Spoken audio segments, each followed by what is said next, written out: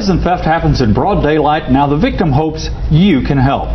Good evening. Thanks for joining us for News Channel 95. I'm Calvin Sneed. And I'm Latricia Thomas. The victim has one helpful piece of evidence in this case. The thieves were caught on camera. News Channel 9's John Madewell joins us now with the video and the story. John. Well, Latricia and Calvin, you're about to see the thieves in action. A family had been shopping and stopped for dinner at a Brainerd Road restaurant. When they got home, they knew they had been ripped off almost $1,000 worth of stuff. But Ichiban agreed to share the video in hopes of an arrest. Amber Brown and her family walk in for a nice dinner at the Brainerd Ichiban last Saturday evening. But you can see the trunk lid is open. The wind even picks it up at one point. Amber believes she hit the trunk lever with her foot.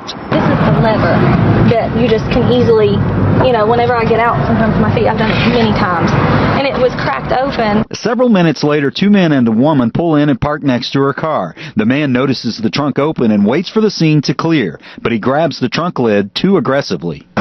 He went real fast and it had slung. The wind was blowing, ended just like that. And locked. That didn't stop this band of thieves. This woman checks the passenger door. Unfortunately for the family, it was unlocked. The woman crawls through and pops the trunk open. The man quickly grabs a bag. It's filled with new children's clothes, a jambox Bluetooth speaker, and an iPad her husband gave her for Christmas. I was mad. It's not really the point of the stuff, but just the nerve that they had to reach into my car and get what they wanted and then try and return it and make money off of it. The thieves backtracked to Hamilton Place and returned some of the clothes. Amber paid cash at JC Penney's and has no idea where the iPad is. But for others, there is a way to protect your iPad with an app. Mac authorities Harpe walks us through the simple tracking process.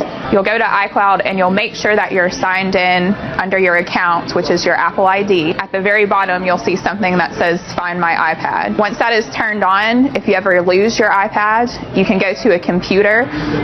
At the computer, you'll type in iCloud.com. You'll sign in with your Apple ID, and it will track your iPad on a map. Amber didn't have that app, but still hopes police crack this case. They took from my kids. My 6-year-old had a lot of clothes in there, and he knows about it. He's sad. I think that's part of what makes me so mad.